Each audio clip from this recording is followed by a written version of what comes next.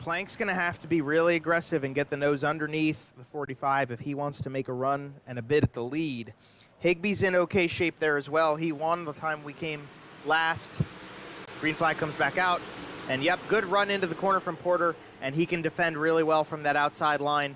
He will stay in the race lead as we're back to green. Porter's best friend on this restart is going to be the 97 of Cody Higbie. If Higbie gets alongside Brandon Plank for even just a lap or two, that might be just enough for Porter to get away from the race for second. Meanwhile, though, the race is actually on for third as DeRitter is keeping Higbie honest. Those two are starting to kind of fall back off the lead, although Higbee's now separated himself by about a car length or two over Matt DeRitter. And around through 3 and 4, Plank not able to get within striking distance yet, but he might be waiting until the very last lap here, Joe. Great defensive line from Porter there. And if he can keep Plank in the slick stuff, get a nice run off the top, and he does, he will retain the lead, and he goes all the way to the bottom to defend it for a second time. Plank's going to try to get in line, maybe wait his turn now as Cody Higbie's getting into the picture a little bit. One more mile to go in this race tonight. Porter, that's an opportunity for Plank right there. That was an opportunity, and it might get taken into turn number 3. Slider incoming. Yes, and there it is. Can't get quite by that 45. Good defensive line. Keep that 77 car pinned as the white flag comes out one more time around. One more lap to settle it. Jayme Porter in the 45. Brandon Plank in the 77. Plank to the inside. Has a wheel alongside Porter. Down the back straightaway, Plank settles in behind. Does he have one more in him? Can he get alongside for the slider? Can Porter keep it off the fence? This could be a drag race. Not quite. Porter's going to do it. Jayme Porter holds off Brandon Plank, and Cody Higbie goes to P3. One of the crown jewel dirt tracks in America is this one, Eldora Speedway, which hosts the penultimate round of the BRP iRacing series this season. Coming through the first set of corners, you won't see a lot of guys diving to the way bottom of the track until the night gets old and the track gets old. That's when the grip down there will start to come into play. But elsewise, the middle line's a really nice way to balance out a higher line and a little bit of extra speed from having some extra banking. Coming to the back straightaway, the backstretch is kind of curved the whole way down, so your apex point in turn number 3 is a very interesting line that you have to take, and when you try to go to the top side of this racetrack, it can get a little bit treacherous. A hard line does favor the bold, though, and getting up to the top by the end of the night will keep the momentum up, which we know is oh so important with these big block modifieds. A little clip of the wall once or twice, not going to hurt anybody, and staying up to the top side of the racetrack until it gets old, getting back into the slick stuff and having some throttle control, that's how you get yourself around Eldora Speedway.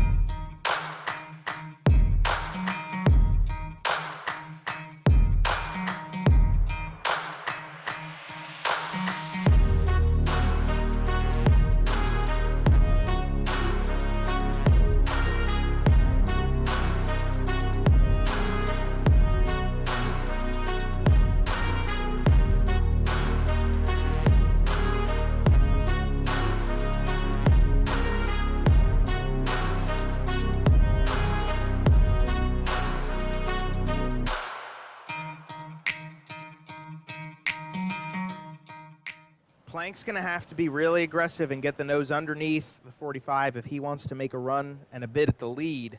Higbie's in okay shape there as well. He won the time we came last. Green flag comes back out. And yep, good run into the corner from Porter, and he can defend really well from that outside line. He will stay in the race lead as we're back to green. Porter's best friend on this restart is going to be the 97 of Cody Higbie. If Higbie gets alongside Brandon Plank for even just a lap or two, that might be just enough for Porter to get away from the race for second. Meanwhile, though, the race is actually on for third as DeRitter is keeping Higbie honest. Those two are starting to kind of fall back off the lead, although Higbee's now separated himself by about a car length or two over Matt DeRitter. And around through 3 and 4, Plank not able to get within striking distance yet, but he might be waiting until the very last lap here, Joe. Great defensive line from Porter there. And if he can keep Plank in the slick stuff, get a nice run off the top, and he does, he will retain the lead, and he goes all the way to the bottom to defend it for a second time. Plank's going to try to get in line, maybe wait his turn now as Cody Higbie's getting into the picture a little bit. One more mile to go in this race tonight. Porter, that's an opportunity for Plank right there. That was an opportunity, and it might get taken into turn number 3. Slider incoming. Yes, and there it is. Can't get quite by that 45. Good defensive line. Keep that 77 car pinned as the white flag comes out one more time around. One more lap to settle it. Jayme Porter in the 45. Brandon Plank in the 77. Plank to the inside. Has a wheel alongside Porter. Down the back straightaway, Plank settles in behind. Does he have one more in him? Can he get alongside for the slider? Can Porter keep it off the fence? This could be a drag race. Not quite. Porter's going to do it. Jayme Porter holds off Brandon Plank, and Cody Higbie goes to P3.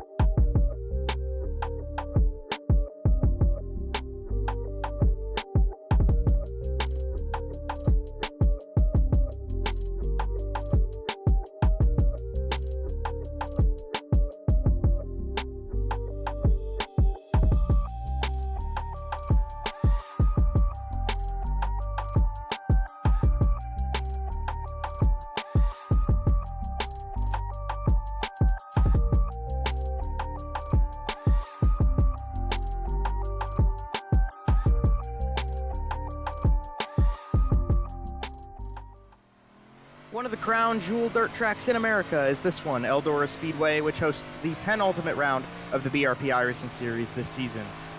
Coming through the first set of corners, you won't see a lot of guys diving to the way bottom of the track until the night gets old and the track gets old. That's when the grip down there will start to come into play. But elsewise, the middle line's a really nice way to balance out a higher line and a little bit of extra speed from having some extra banking. Coming to the back straightaway, the backstretch is kind of curved the whole way down, so your apex point in turn number 3 is a very interesting line that you have to take, and when you try to go to the top side of this racetrack, it can get a little bit treacherous. A hard line does favor the bold, though, and getting up to the top by the end of the night will keep the momentum up, which we know is oh so important with these big block modifieds. A little clip of the wall once or twice, not going to hurt anybody, and staying up to the top side of the racetrack until it gets old, getting back into the slick stuff and having some throttle control, that's how you get yourself around Eldora Speedway.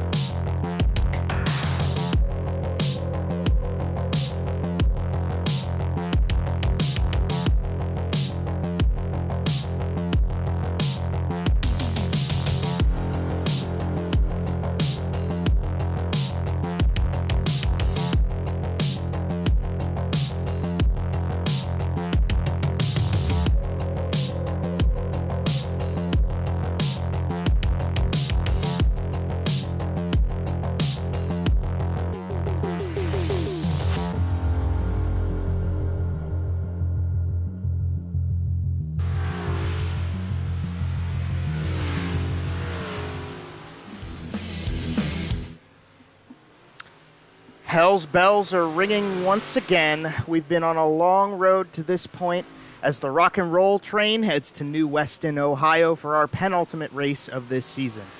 It's a long way to the top, and our BRP iRacing Series drivers are on the highway to hell tonight as they take on Eldora Speedway. This series always shoots to thrill, and those drivers who are about to rock, we salute you. Light up the TNT. It's a dog-eat-dog kind of night, as we'll shake you all night long and leave you thunderstruck. Joe Donahue alongside Jonathan Howe. We are here for the AC/DC of your show, and welcome to the Cooters King Sanitary Service 75 from Eldora Speedway. We're live on BRPtv again, Jonathan, with another exciting night of iRacing dirt modified action, and there's no better place to be on a Monday night than here with us. We've been hyping up that championship battle for a while now, but we can really start breaking down our expectations for what may come 1 week from tonight. What battles in this top 10 catch your eye, my friend? So I've been looking at this, Joe, and I'm absolutely thrilled with the back half of the top 10 because I think there's a lot of guys who have quietly had really good years, like Jeff Sharp, who sits in 6th place right now. And realistically, he's probably too far back to catch up into that top 5, but there's a bunch of drivers who are very capable and right there who could bump themselves up and try to make it at least close and take some bragging rights away. Other than that, we obviously have to keep an eye on this championship battle. Ryan Beagle, Cody Higbie, those two in particular at the top of the standings. We know Beagle did not have the weekend that he wanted to have, or the night he wanted to have last Monday night, but I feel like tonight Eldora might play back into his favor. I think that's definitely something that we could see tonight. One of the things about Ryan Beagle that we've talked about all season long is that he's super consistent and he's very good at rocking out solid performances, even when they aren't necessarily wins. He's been in the top 10, 17 out of the 18 races this season.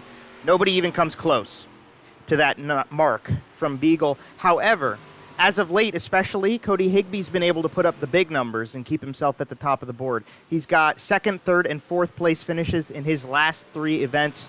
That's Brandon Plank kind of levels of points. So Cody's definitely been putting together the run he needs to get to the end of this championship, but Ryan Beagle definitely keeps himself in the fight the whole way through. Jayme Porter will not be with us this week or next. He is on vacation with his family, so he will be using this week as a drop week, and then next week he will attain a goose egg in points. Gavin Isley's a couple points behind there, so he should be able to get ahead of Jayme Porter pretty easily. Matt DeRitter, he's looking at a fair fight to catch up to Porter. I think it's going to be about 68 points when we include Jayme Porter's drop week that Matt's going to have to make up over the next 2 races, which isn't impossible, but definitely a tall order, unless we can get a really good performance out of tonight, or maybe next time get a win. That's a pretty good night.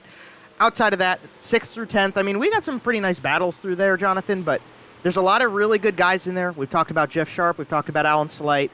Tyler Joshimbowski's been really good this season, but they're just a little far off to be contenders anymore in this championship. Yeah, definitely. And as far as the Matt DeRitter thing goes, like trying to get Matt up inside maybe the top 4, top 3, even if you really want to get crazy with it. The thing that he's going to have to do more than anything is maximize those bonus points and those heat points, because looking at the top of the standings, I've got the extra breakdown right here. In the 1st place column, we see 20 points for Isley, 20 points for Porter, 16 points for Higbie. Beagle only had 8 points, and so did DeRitter. DeRitter's got some decent heat points for finishing 2nd in the heats, but that's about it. So he definitely needs to maximize those bonus points for running well in the heats, running inside that top 4, and knock out maybe a fast qualifying time.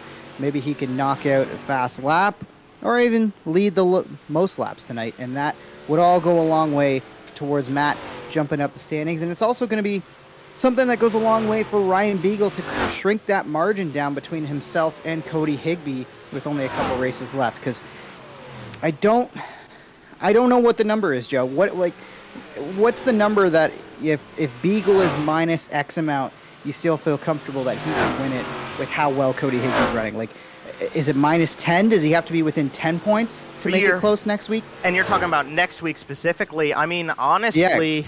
I mean, when I look at the points table from the last couple weeks, I almost would say, just for how good Higbie's been lately. And actually, if you give me a second here, we can look back at the Charlotte race we did earlier this season as another little precursor. When we went to Charlotte before, Ryan Beagle did win that race. Higbie got 4th. So I don't know. 10 points just seems like a lot. And because the points difference isn't that big in between every single slot on the racetrack, right?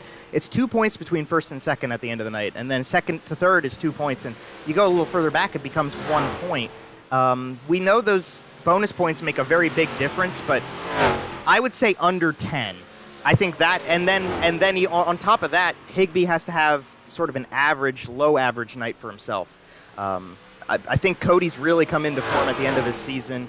Now, if we left here that Beagle was back in the lead, then it would be a fair fight. I think that would be a little bit different conversation. Yeah, I think for me, under 10 is definitely going to be the number. Is it impossible if it's over 10? Maybe 12 points, maybe 14 points. Could something happen? Maybe. But just Cody Higbie has just been so consistent this year. And like you say, he finished 4th. So assuming, it just comes down to, maybe they saw off the amount of bonus points or neither of them end up getting bonus points. Winning that race for Beagle and having Higbie finish 4th is not going to be enough. So really tonight, I think Beagle has to maximize and gain as many points as he can tonight and then really give himself a chance next week. Definitely. I think that's a good way to look at it. We're kind of on the same boat here, Jonathan. I think, smart, good minds think alike, and we'll see what happens. But to start them all off, we've got some bonus points on the table as we roll over into the first official session of the night. Qualifying is here. Drivers will have 3 minutes to do 2 laps, and let's check out who's out on track. Let's start off with the Beef. We don't really watch the Beef run qualifying very often. Why don't we give him a spot and a second in the limelight as he will come around to get the green flag and start his qualifying run? Yeah, he is a guy behind the scenes who really makes this magic happen. If it wasn't for Beef, I know I wouldn't be involved in this series. Joe, I don't think you would be involved with this series either. There's good chances this series wouldn't really exist without this guy. So, you know what? Give him the spotlight. Let's see what kind of time he can post up. Not bad so far. That's looking pretty smooth out there. Yeah, not terrible. Faster than our own our other buddy Matt DeRitter so far. So. Yeah, well, here's DeRitter. He's coming out of turn 4 for his second lap. We'll see if he can get that time a little bit shorter. He does so, and he pops himself to 3rd on the grid. Ryan Beagle right now put up the fastest lap, and he sends it back to the pits. We'll check in with Cody Higbie, the other major competitor in our championship hunt, as he has been out-qualified by Beagle and Josh Zimbowski. Coming to the line. If he can get this back, those are bonus points in his pocket, so let's see what the 97 does. See if he can get to the top of the board here. That's a negative. Doesn't look like it. No. Wow. Ryan Beagle coming out with a statement so far in this one. I'm not sure if Pereira and Davidson, it looks like Davidson and Pereira are going to be able to get their laps in here. Still plenty of time on the board. Let's see if anybody's got it. Somebody could really play spoiler here. That's all I'm thinking about. With Beagle sitting on top, in position to collect some bonus points for being fastest in qualifying. Can you imagine what a fast time from Pereira or Davidson might do right now? Well, Pereira it's not going to be Pereira. No, Pereira puts his second lap in. It's a little bit slower. Dylan's just getting into the iRacing session we've got here, so we'll see if he even has time to get the rig set up and get the car on track. He should. 46 seconds is enough time, but we'll just wait on it for a second. We can watch Matt DeRitter do some hot laps here in the meantime, as he's just trying to get some extra practice in before the night starts off here with the 75-lap feature on the docket tonight. You're going to need to learn your way around this track when it's slick, because it's going to get slick by the end of it. We're still waiting on Dylan. Don't know if we're going to see that 73 come out. That would be a spoiler, but I just don't know if Dylan's going to be able to put a time up that beats Beagle, even if he gets out on track. Yeah, especially with the heat. Without hot laps too, right? That would be pretty tough. So I don't think he's going to be the factor. But Beagle puts down the gauntlet. Says, I need some points. I'm going to come out and get some points. And I really think these two last tracks really play into Beagle. It's not that I think Higbie's bad at either of these tracks, Joe, but I think the bigger tracks, Charlotte and Eldora, I think those are going to play into Beagle's hands really well. I think so, and especially considering Beagle won the first time out, we went to Charlotte. That's definitely a factor worth noting. As we get ready for the first heat race of the night, this is going to be 8 laps. We've got 8 drivers on the grid. Davidson is one of them. We'll see if he can get the car out on track in time.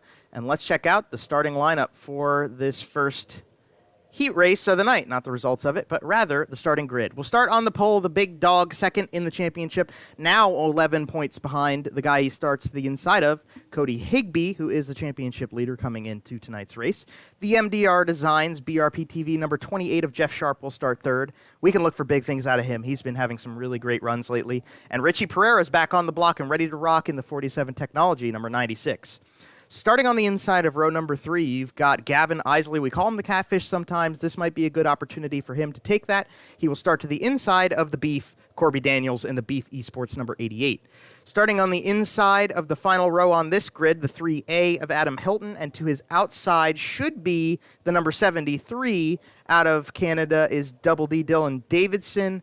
We're still waiting on him to get that thing all settled in and out onto the racetrack. Hey, you know, at least the gate didn't close, Jonathan. We got him into the racing facility, and at some point we'll get him out on the track, whether it be right now or maybe the feature in a second.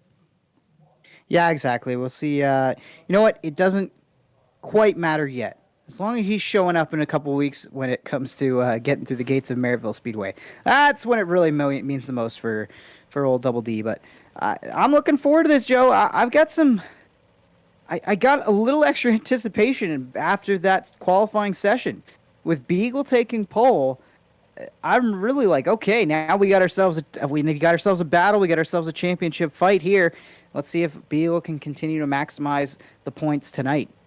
Yeah, you know, I think I'm going to take back what I said earlier, Jonathan, which isn't very kosher, but the run that Beagle just put in for that qualifying and those 2 bonus points, I'm a little bit more, I'm going to give him a little bit more of a gap for next week, because I think 10 points, I mean, he just knocked 2 points off right there. If he does that again next week, you know, he could get down, even if we came out of here even, just say 8 points down. I mean, I think Beagle, he opened me up a little bit here. I feel I have a little more confidence in him than I did when we first started talking at the beginning of this broadcast.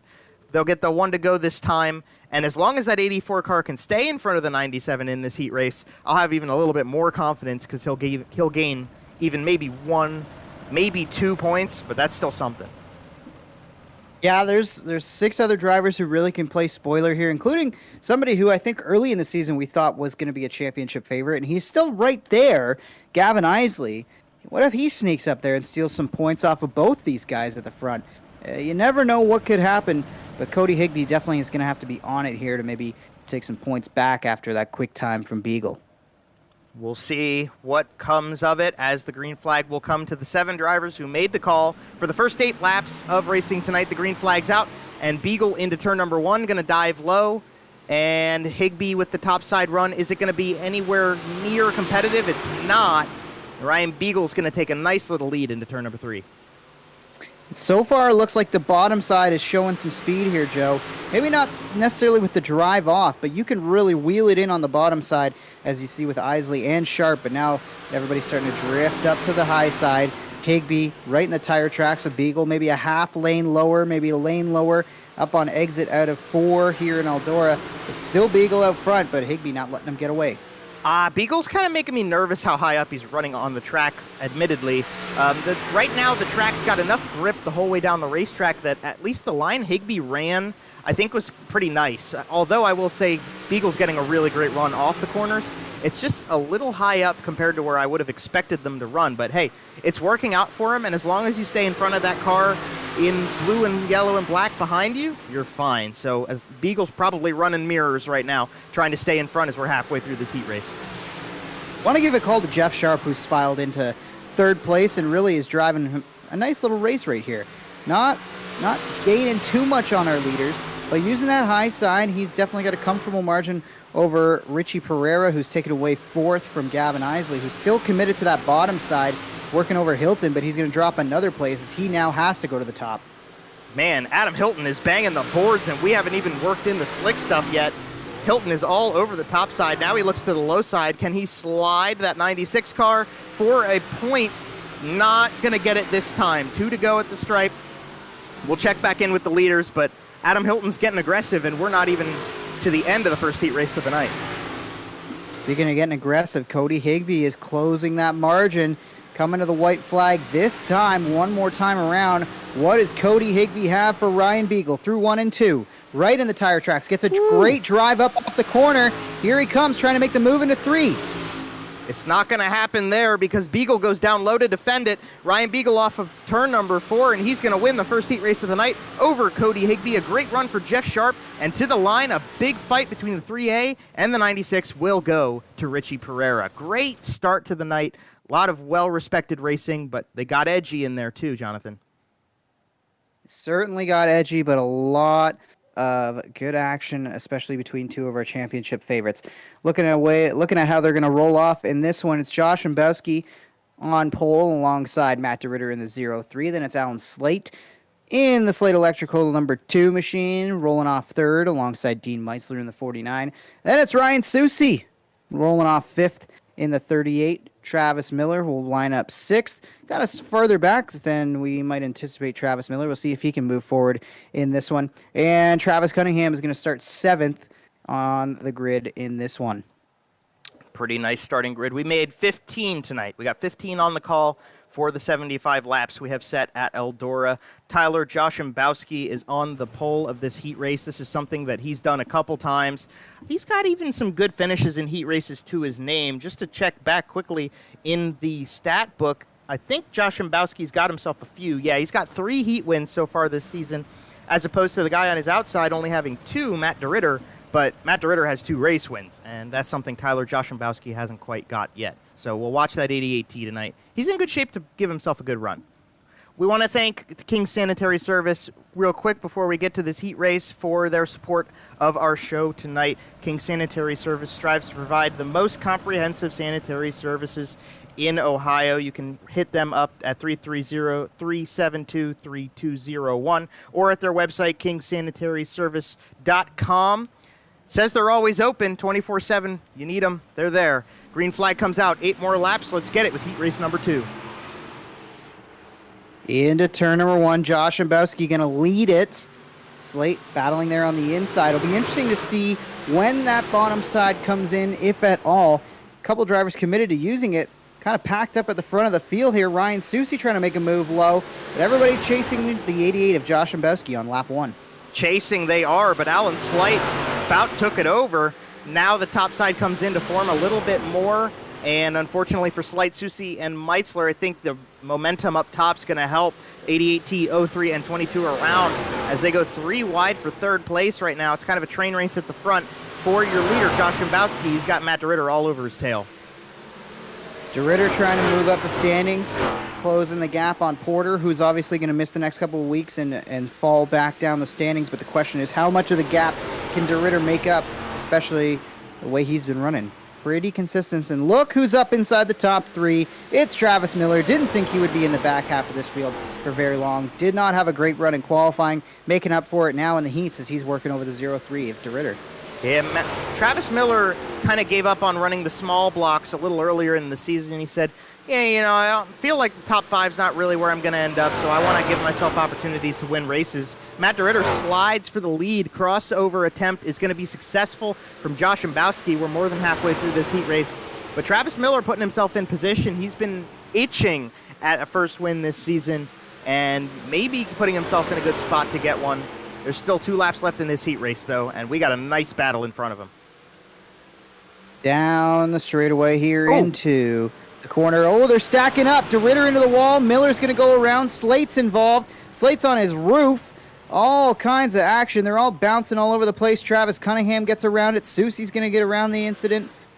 And they're still staying green. Josh Mbowski continues to lead. DeRitter did not lose all that much time, despite tagging the wall pretty good and then bouncing off a couple other cars. But Josh Mbowski on the white flag lap here is pretty much got smooth sailing. As I say that, he touches the wall, and DeRitter tries the low line. That got very close in the end, coming to the checkers. Josh Mbowski hangs on in a wild one. Wild heat 2 here from Eldora. That did get wild there. We saw Travis Miller get into the back. Alan Slight goes for a ride. Matt DeRitter was the one who kind of got it woed up at the start of it. Goes Joshimbowski, DeRitter, Meitzler, and Slight at the end for those championship points. And now they cross over into the warm-up. And Jonathan, I just got to think, does that set a tone for the start of this race? Or do we stick more with the tempo of the first heat race of the night? You know, I think a lot of it is going to be determined here, Joe, by how much work they can put into the racetrack during this little warm-up session, honestly. We need a bottom side. Not that we need it, but there are definitely some drivers who are committed to running the bottom side, like Gavin Isley. He tried all heat race to make it work, couldn't find a way to do it. Joe, if that bottom side comes in, I think the aggression gets elevated. I think we'll see some really aggressive slide jobs in particular, but that is all dependent on what happens with that low line. That's very true. And everybody's up at the top right now trying to work it in. Give us an opportunity to have more lanes of racetrack open. Albeit, 75 laps is a lot of laps, so we'll have plenty of time to work it in over the course of the race, too. Definitely the more the merrier right now, so the more we can work the track in, it'll give us better opportunities for better racing throughout the night. Maybe having lanes changing, dominance going from top to bottom, bottom to top.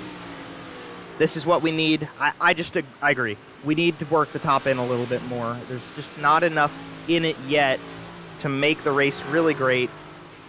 Time will come, but nonetheless, we're in the warm-up session.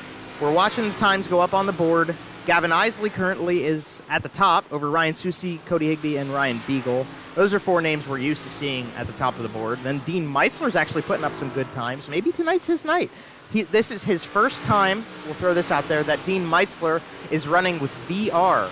So he's got the virtual reality headset that he moves his head and it reacts accordingly. So he's fully immersed in Eldora Speedway tonight for the first time this season. That's got to be exciting for him, and it could pay off. We'll have to wait and see, Jonathan. But I would think that would give you an advantage, just to kind of give you that real feel of an environment around you. I was going to ask you about that, Joe. With the real feel, does that make a difference for most of these guys?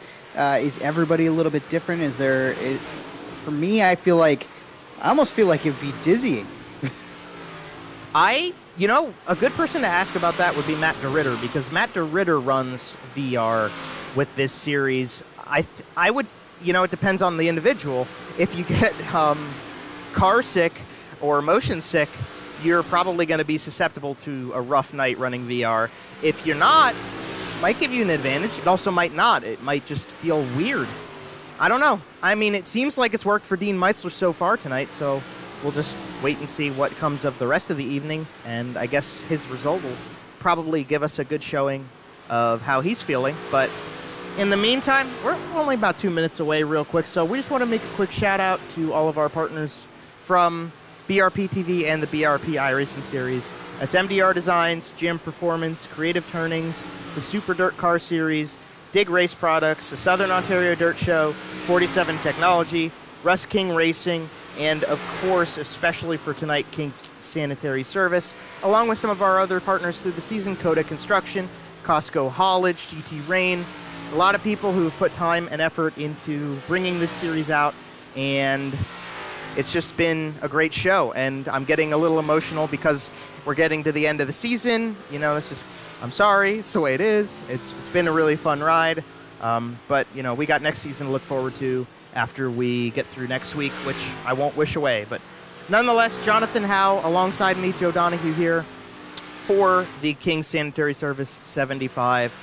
We're about 30 seconds away. We got a couple people watching. There's about 12 of us here. I know my dad's here. Shout out to my dad. I know he watches every week with us and roots for a good, clean race every week. And there's more people coming in. Got some Matt DeRitter fans in the chat. Thank you guys for supporting our drivers in our series. And Jonathan Howe as well with his Southern Ontario Dirt Show. And just for being here in general, Jonathan.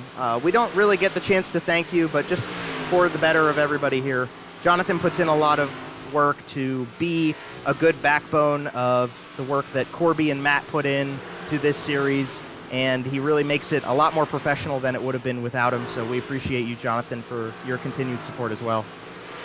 Hey, you know what? I'm just happy. You know what? This gives me the opportunity to keep my skills sharp And hopefully, you know, we're only looking at the calendar. We're about 3 weeks away, give or take, from the Spring Sizzler, starting things off at Merrittville Speedway. This is a good way to keep me sharp through the off season and keeps a lot of their drivers sharp. And in general, Joe, we got to thank you too.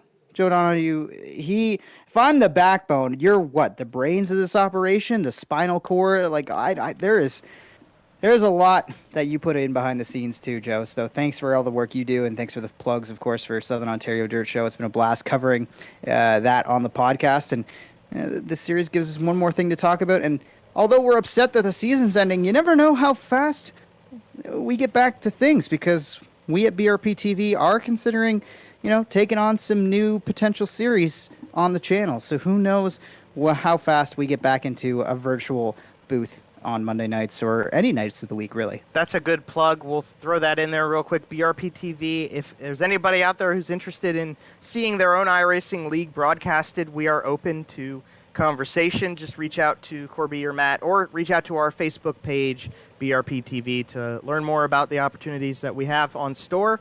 And one of the opportunities we have on store right now is to go through the starting grid of this race, because we got 75 laps and 15 drivers lined up. Why don't you go ahead and start off our starting grid there, Jonathan? Yeah, let's have a look at how the top 10 rolls off with championship hopeful Ryan Beagle starting on pole in the 84 alongside Tyler Joshimbowski in the 088. Cody Higbie, championship leader, will line up third alongside our pal Matt DeRitter in the 03. Then it's Jeff Sharp starting 5th in the 28. Dean Meitzler rolls off 6th in the 49 machine. Richie Pereira will line up 7th in the 96. Alan Slate lines up 8th in the 2 car. Adam Hilton will line up 9th. In the 3A. Excuse me, I almost called it the 9 car. And Ryan Susi rounds out your top 10. Ryan Susi is defending co-champion of the 358 modifieds at our home track, Merrittville Speedway, as well. So I know he's itching to get back behind the wheel of a real race car. Definitely, as are a couple of these other drivers, including the 2 on row number 6, Gavin Isley, who will start 11th, Travis Cunningham starting 12th to his outside. And we got the Beef, Corby Daniels, and Travis Miller, 2 Beef Esports cars, and Dylan Davidson, who is out on track. He will start 15th, rolling shotgun on the field.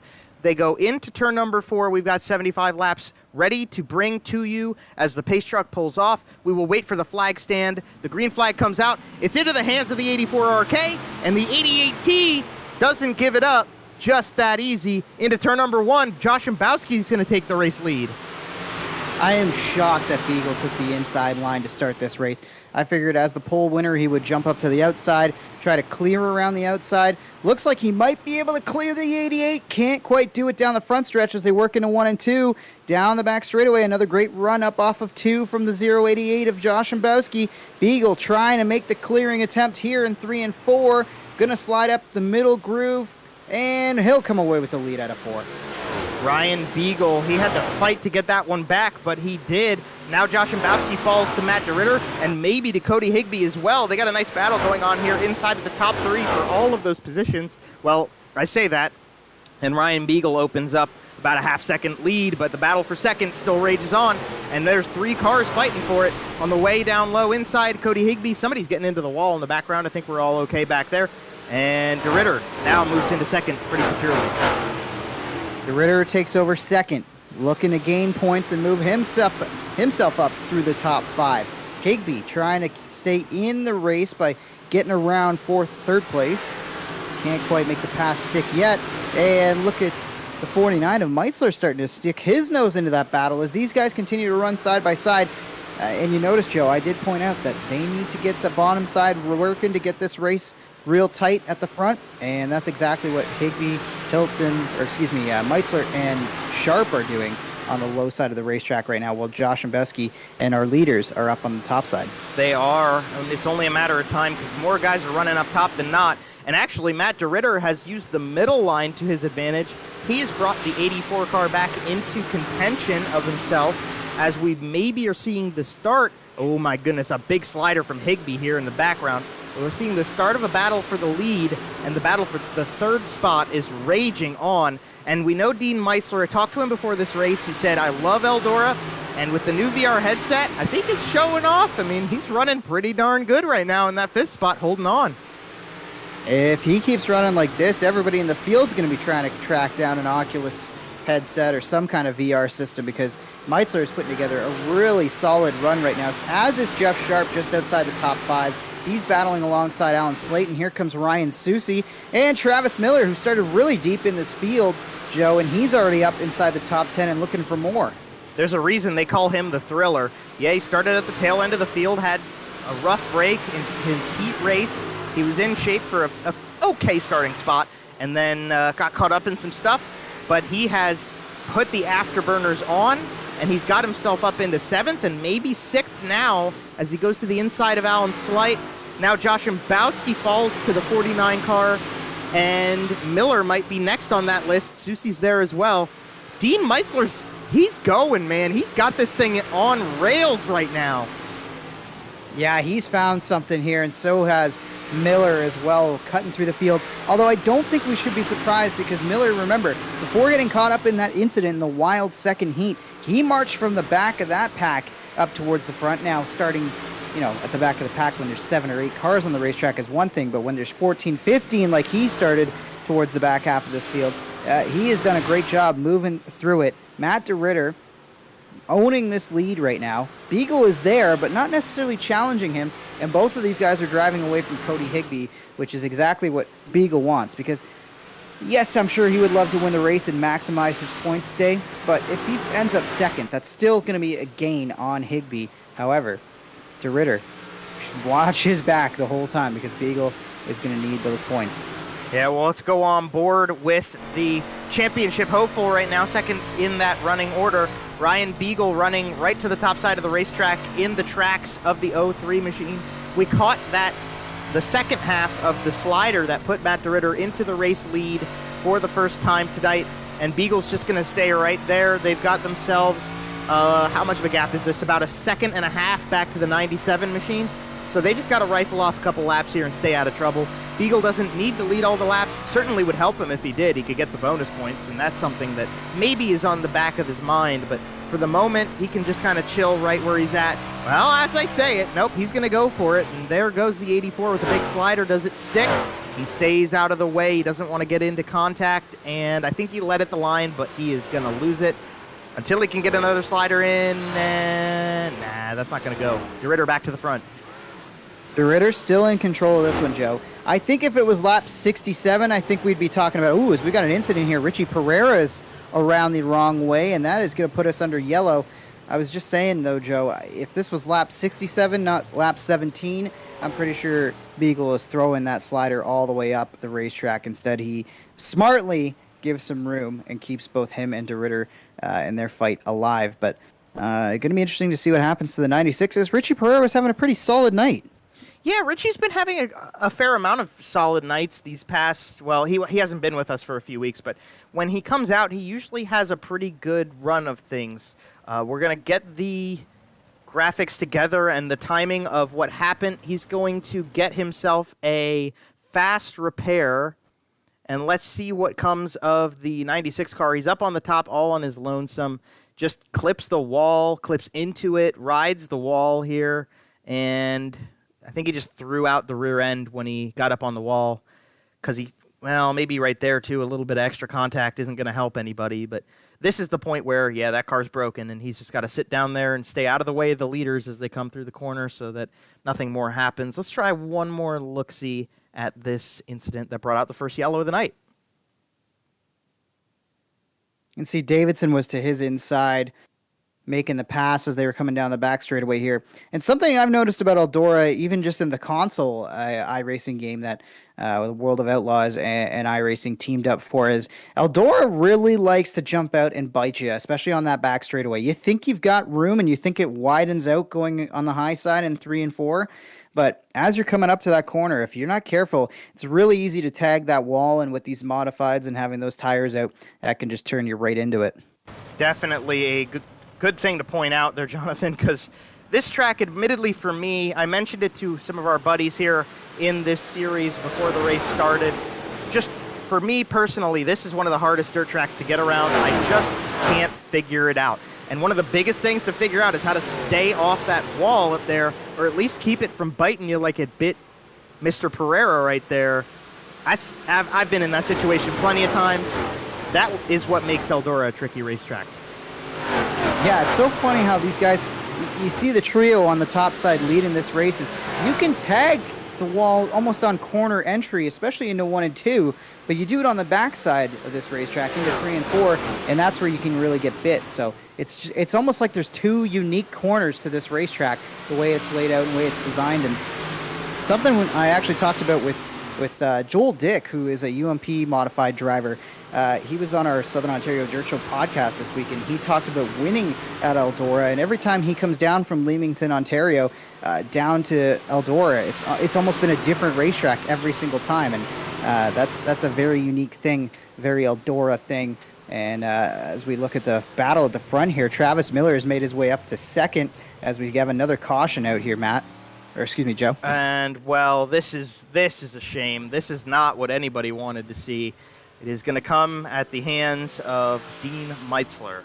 That is going to bring out the second yellow flag of this evening. Let's pull the replay back here. This shouldn't be too much, but let's play through it. He's with Slight and Isley. A little bit of contact here. I don't think this is where the yellow comes from. He's going to be clean off of 4. It's going to be 1 and 2 we're going to have to watch out for. Let's see what we get here. Isley looks like he's going to do the same thing almost. Or maybe it's Isley? Yeah, it's Isley. Well, I thought it was going to be he and Slate coming through again. Oh, look at the movement. Whoa. Woo, man. Wow. Yeah, we're going to watch that one again. Another coat of paint in Hilton would be history. Let's do that again. All right, let's check out. You know what? Let's make this even more exciting. Let's go on board with Hilton right here. Oh, man. Wow. Oh. That was close. But on behalf of Meitzler, let's go back to talking about that 49 car. We'll give a big props to that guy. Great stuff, Adam. That was awesome driving. But for Meitzler, not too bad of an incident, as I don't even think he's going to have any real damage at all from that. I think he's going to be pretty much clear to go. He's just, unfortunately, now at the back of the pack. His but a scratch, and literally just a scratch, I think, on that race car. Very impressive stuff. We'll see what Meitzler's got, because if his car's not that badly damaged, I wouldn't count this guy driving back up into that top 10, maybe even to the top 5 once again. Good restart here. DeRitter and Miller. I say that, no. They're not bouncing off each other. Hilton's upside down. Davidson's involved. Slate, I think, got a piece of it as well, and we're back under yellow at Eldora. Dang it. Man. Well, we got to give him credit for avoiding the first time around, but unfortunately, I mean, that's not any of his own doing either, but unfortunately, Adam Hilton is going to get the short end of the stick for this yellow. We've now acquired our third one. And why don't we try to... Did we announce or jinx that? Well, I definitely announcer jinxed Travis in the heat race. I'll take responsibility for that one. But this one, I don't know. Let's check the replay back and we'll deduce that. It's very possible. It's very possible. Well, so this is already kind of a scramble with Isley bouncing off Slate, and then Hilton gets going and just runs out of racetrack with Slate bouncing all around. We'll try it one more time here. We'll get a little bit extra time on the back end of this. And why don't we try, for the second time, we'll do a replay onboard of the 3 car. You see Slight. I mean, he's trying to anticipate the start, and the gyrocam is going to show us a wild ride on the front stretch. One more flip here. A little bop up and over, and he's going to stick it. Bang. Fortunately, he lands on all 4 tires, but unfortunately, he was off of those 4 tires, and now Adam Hilton, bit of damage on that race car. Yeah, it definitely does not help to have that kind of damage, but tough break for Hilton. And I'm looking at that restart. That was just a strange restart. I almost was going to comment that I thought they were bringing him in a little bit slow, and the race directors have elected to go to a single file restart here, try to log some laps after quick caution on the restart. And so far, so good as they're making their way around. Beagle has taken over second place from Miller. Two red cars fighting it out at the front of the field. Higbie in fourth there, lurking. Josh Mbesky rounding out your top 5. He's under fire, though, from Ryan Susi in the 38 machine down low. All Matt DeRitter at the front of this one, though, as we're approaching the halfway point of this one. We're getting there. We had a couple. Alan Slight's around in the back. Let's just get back there with Mr. Slight. We're still green. Nope, yellow comes out. We almost got there, but Alan Slight got turned, I think, and we'll catch the replay to double check that again. But man, cautions breed cautions, Jonathan. We say that all the time, and it always seems to be true. Yeah, certainly the case here tonight. It's been funny the last couple of weeks.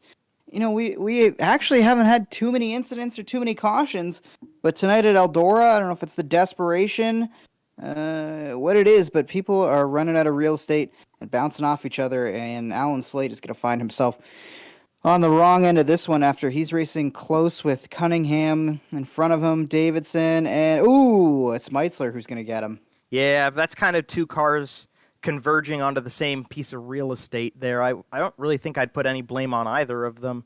Slight kind of came down, Meitzler kind of came up, and they met in the middle. Slight doesn't get much damage out of it, though. That's the good thing, Jonathan. Not too much additional damage, because that car's pretty beat up already, but didn't look like it added that much to him.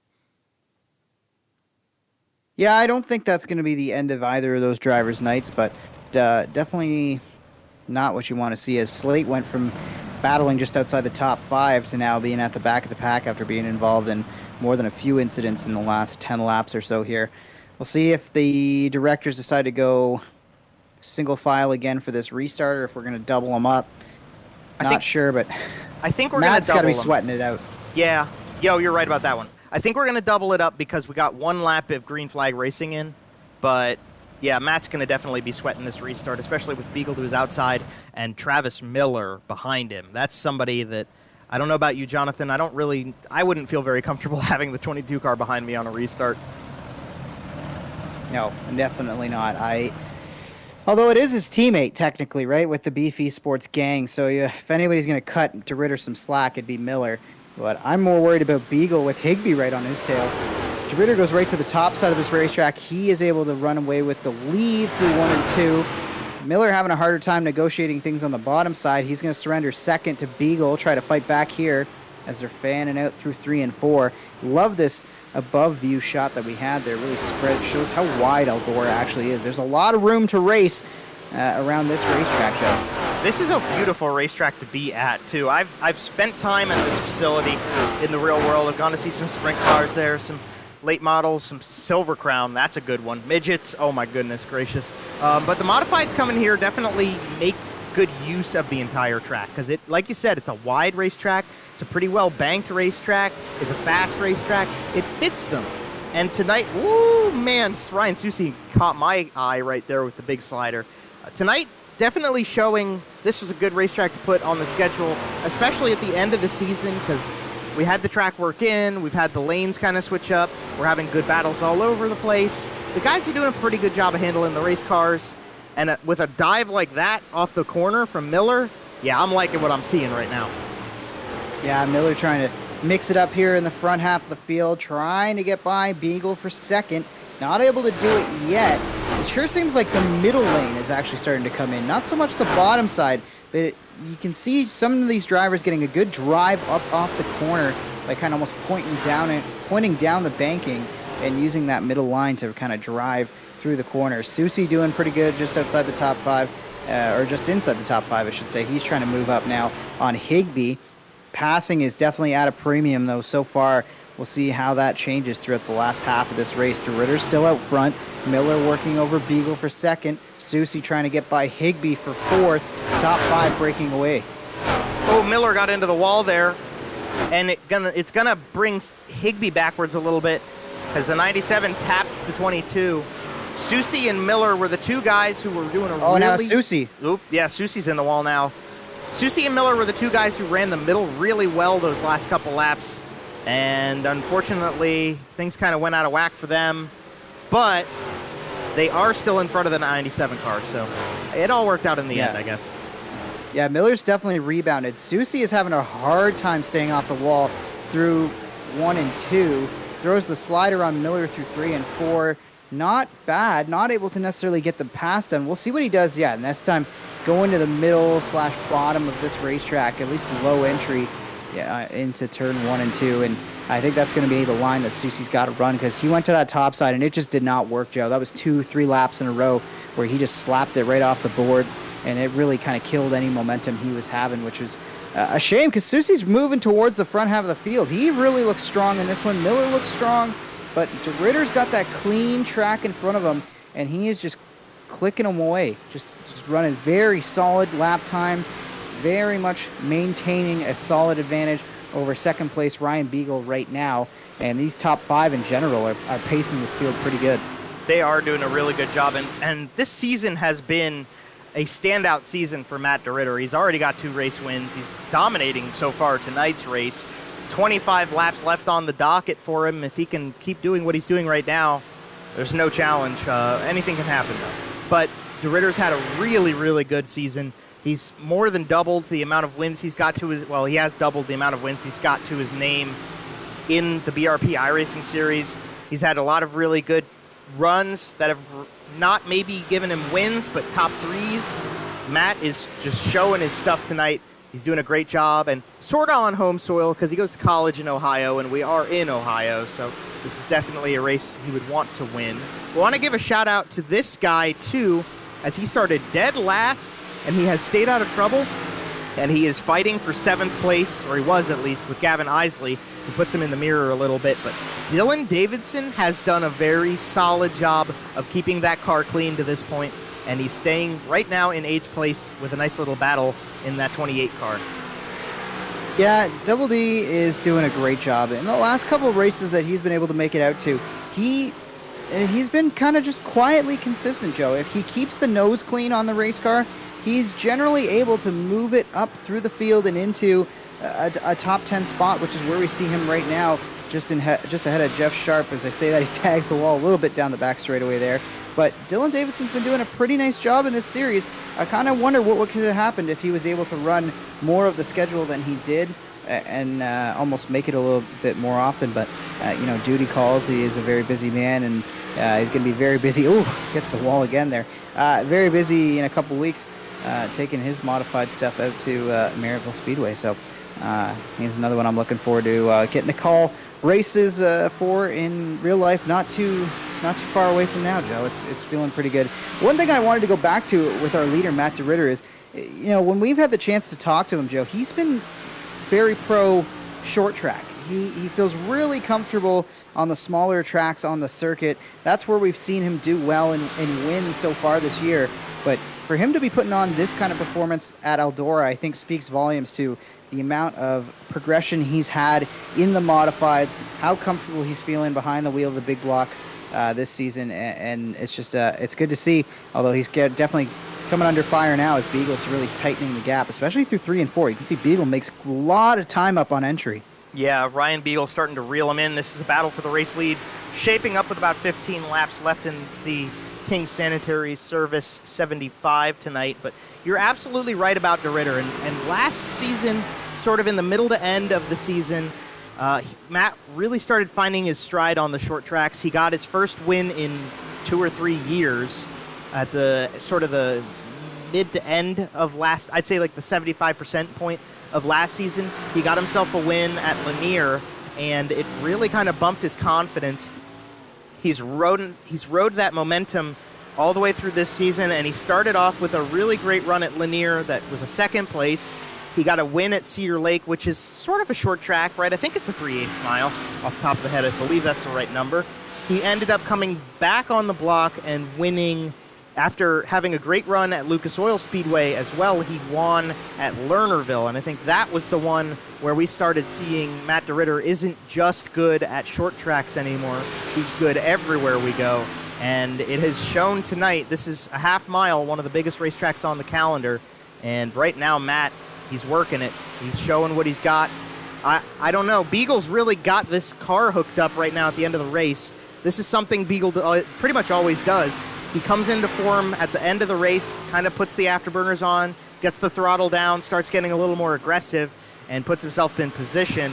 But catching up and passing are two different things. And Ryan Beagle's got the first of the two down. Now he's just got to worry about the second one. Another of my local guys, looking forward to seeing Beagle back at Merrittville Speedway behind the wheel of his street stock, Hoosier stocks as we call them around Merrittville. He is going to, like you said, catching him is going to be one thing. The pass, though, I don't know if Beagle's going to be able to turn off the wall and really sail it around, because it's not like there's going to be any way around the outside of DeRitter. DeRitter's either going to fence it or he's going to ride perfectly on the outside. He is not going to give that lane up for Beagle to drive around the outside. So what does the 84 RK do? Where does he make the move? How much longer can he wait? We're within 10 laps now. So what can Beagle do? And how long does he wait is another question I'm wondering about, because we do have a really great battle right here between the 22, 38, and 97, but his main championship rival has now moved into the spot behind him, and that's not what he needs championship points-wise. He needs Miller and Susie to get things going a little bit here, maybe get Isley past two. That's what Beagle really needs to worry about championship-wise. He can do what he needs to with Matt DeRitter. That's going to be a fight, but he wants Higbie a couple spots further back. And what he especially doesn't want is them catching up, which it looks like they're doing. Yeah, I think the closer that Beagle gets to DeRitter is going to be the closer that this battle gets towards them at the front. Beagle is trying everything. DeRitter's searching a little bit here.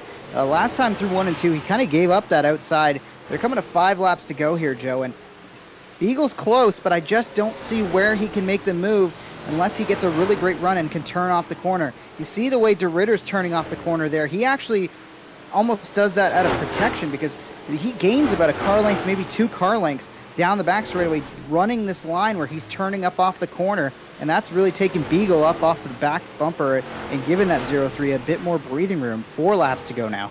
Yeah, and I think right now, if I were Beagle, I'd give that line that DeRitter's running, I'd give that a shot right now, because it looks like DeRitter's figured out a line that's going to keep him in front of Beagle to the end of this race, and you at least got to try it. I mean, he's definitely doing a hard line around 1 and 2. Beagle's trying to get the top side to work in his favor, but I don't know. You can't make, if it's not going to work, it's not going to work. Try something new, and he did it right there, and it kind of helped him. 2 laps to go for Beagle. Will it give him an advantage on the backstretch this time? I don't think so.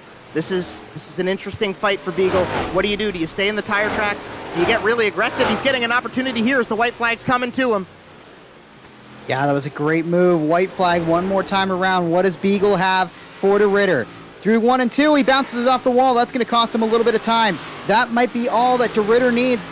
Here comes the slide job, maybe. Can he get alongside? Using the bottom side of the racetrack. DeRitter pulls off the top side, and he pulls off the win here at Eldora. With 2 races left to go in the season, Matt DeRitter goes to victory lane once again here at Eldora. What a race. What a drive from the 0-3. I can't believe the performance that we saw out of DeRitter, and he wins the King Sanitary Service 75. Great job. Great stuff from our boy Matt DeRitter. Absolutely. Great run for Matt, and that's got to feel good. 3 race wins this season for the 03 car. That's a new record for him. Ryan Beagle, the kiss of death was just that into the wall in between 1 and 2 when he got out of the throttle, lost the momentum. That was what sealed the deal for him. Cody Higbie ends up P3, so Beagle does earn some points in advantage. The gap's small for next week. We'll get to that in a moment. We'll give these drivers a second to get out of the race cars and set themselves up, and we will talk to them here in just a second. But like we said, we'll give them just a quick second to pop out of the race cars and get them into our booth here with us. And I think the driver who won the race is about ready to go. Jonathan, I think he's ready. Let's bring him to you. Matt DeRitter coming to the studio with us to celebrate his win tonight. Matt DeRitter, it's Jonathan Howe up in the booth. You got a copy, buddy? Yes, sir. How's it going? It's going pretty good. What a performance from you. You started 4th, You end up first, and you led 62 laps along the way. Talking to us about a dominant drive here at Eldora tonight. Yeah, it was pretty narrow up on the top there, and I just didn't feel like going around to try and find something fast. And it was a good run there with Beagle, just sort of trading a little bit, and then the restarts kind of helped let me get away a little bit. Well, you mentioned you didn't really feel like going searching, but maybe the last 10 laps or so, you kind of started to drive down the racetrack off that high side, and that really allowed you to kind of get a cushion. Was that something you kind of found by accident, or was that something you tried? Talk to us about that decision, because that really seemed to be the difference in the last 10 laps and Beagle not being able to press you. Yeah, I knew it was. I mean, it was getting really tight up there, and I was sort of searching for an exit in case I needed to take it if I was getting a little too antsy on the top or something. So I was seeing the top. I mean, a little bit off the top, just sort of watching it, and then I think I smacked the wall going into one and drove down there, and it ended up working out. Gained a little gap on Beagle, so I just sort of kept it there and hoping that he wouldn't try and pull a slide or anything. So. Yeah, great job. Who do you want to thank for what was a very impressive performance on a big track of all places? You're no longer just a short track specialist, my friend. Yeah. MDR Designs, mom and dad, Ash, the girlfriend, Beef for everything he does with the league, and you guys for doing the broadcast. That's pretty much it. Cheers, buddy. Great job. Matt DeRitter that wins it tonight at Eldora, and that should go a long way in trying to catch Jayme Porter and some of the others. He might even be in play to catch Gavin Isley at the points when it's all said and done. But, Joe, I know you want to catch up with our second-place driver who is in a pretty big points battle himself, Ryan Beagle. Yeah, we'll catch Beagle here, but definitely a good point. We talked about it before the show. Matt needed big points to secure a spot ahead of Jayme Porter in this championship, and he really did maximize the opportunity next week because I think he's pretty much secured it, actually, bearing that he shows up and everything. But let's get our second-place finisher into the booth. Ryan Beagle with a great run. Joe Donahue here on BRPtv. You got a copy here, Ryan? Yep. All right. Well, we've got him. Ryan, you had one of the best cars on the racetrack, and you worked the top really well, but Matt did get you at the end there. Did you have anything left under the hood? Was there anything that you could have done to get around that 03 car? It was going to be tough. He kind of found something there with under 10 to go. He started cutting the corners off on exit, and it at that point it was either do what he's doing or try to rip the top, and I tried doing that, and we got close a couple times, but it's just so hard to run it every lap consistently. Talk about running this racetrack at the end of the night, especially because the very beginning of the night, we didn't see a ton of wear into the racing surface, and then we had that warm-up session that did a lot of work, and then over the course of 75 laps, which is a lot of laps, it really started moving around, and you were pretty married to the top. You stayed pretty loyal to it, and it ended up kind of working in your favor. But just talk about how you used the top to your advantage from the time it was tacky to the time it was slick, and especially the kind of the hard line wall riding type deal. Not wall riding, but kind of banging the boards that you did at the very end of the race. Well, there's just like a cushion right against that wall, and if you hit it right, it kind of sets the car straight, and you're not losing time. You're going forward. So it, I don't know. I got to get in the rhythm, and I figure the best way to get in the rhythm is to run against the wall like that. So yeah, it helped quite a bit up there. And talk to us about the championship now, because you were 13 points behind coming into the night. You got 5 more points than Higbie, so you should be, 13 minus 5 is 8. So you're within 10. And Jonathan and I kind of agreed if you were under 10, we were going to have a really good fight next week for the championship. Talk to us about Charlotte. You won there the last time we went. And how are you feeling about your chances to get back in front of that 97 and take the championship up next week? It's going to be tough. Cody's just so he's consistent and he's really fast. So we're going to need some help, and luckily we got some bonus points tonight, so that'll help us next week. But it's going to be an uphill battle, that's for sure.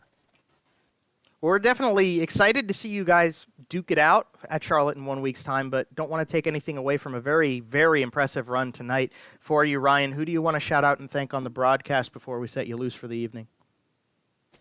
Just everybody puts this deal on. You guys in the booth, and Ackland Insurance, RK Automotive, and APC Auto Parts. Well, we appreciate it, Ryan. Thank you for being loyal to the series and coming out with us every week, and congratulations. Thanks. Congrats to Matt. He ran a great race. That he did. Thank you. And that is second place, Ryan Beagle, at the end of 75 laps. Great run for him.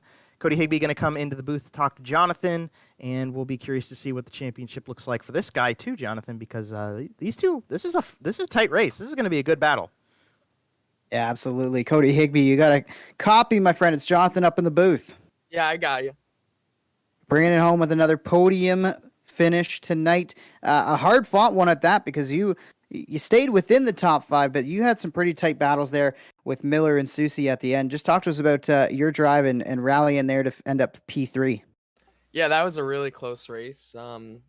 It was really, really technical near the end. The track conditions were just really close to the wall, and at the end there, you actually kind of had to bounce it off the wall to get a better run off. So, yeah, it was another good run, and I'm happy with the podium.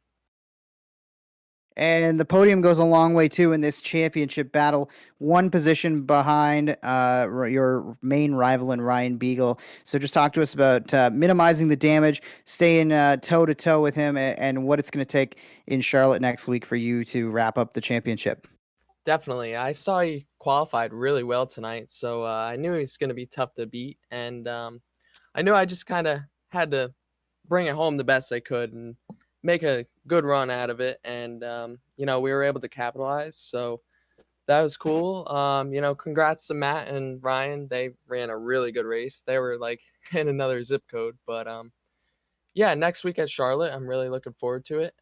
Just got to qualify well and start up front and just run my race and hope it turns out my way. Absolutely. Who do you want to thank for what was an excellent drive in P3 tonight? I want to thank everybody watching and all my friends, family, sponsors, everybody that makes it all possible. Outdoor season is starting here soon, so real life racing is going to start picking up, and really looking forward to it. Awesome. Can't wait to see you at the real track soon, but great job tonight in the virtual world. Cody Higbie brings it home, P3. Thank you. Great race tonight, Jonathan. Those guys, they have their marbles in tow. They did a really good job. I was especially impressed by the consistency and skill of DeRitter and Beagle, but also, Cody Higbie, Ryan Susie really shaped things up. Dylan Davidson had a good night. Pereira could have had a really good night. Unfortunately, that didn't quite work out. Dean Meisler got himself back up into the top 10. We'll get these results up so that we can read them off here, Jonathan, but I'm just all around very satisfied with our trip to Eldora. Yeah, it certainly was a good one at that for 75 laps around at Eldora. Matt DeRitter takes home the win over Ryan Beagle. Cody Higbie third. Ryan Susie ends up fourth for driving from towards the back half of the grid. Gavin Isley, not necessarily out of the championship mix either. He's right there battling to stay ahead of Matt DeRitter and maybe close the gap on the top 2 and make it a bit more tight at the top of the standings. Travis Miller ends up 6th. Tyler Joshimbowski 7th. Jeff Sharp with a very solid performance in 8th. Good rally from Dean Meitzler to end up back inside the top 10 after being involved in some incidents. Mm-hmm. And Dylan Davidson ends up 10th. 10th place for Double D, even though his night was pretty solid. Adam Hilton ends up P11 in the 3A car, and then Alan Slight, unfortunately for him, probably could have got a little more out of tonight and just caught up in some stuff, put him at the back.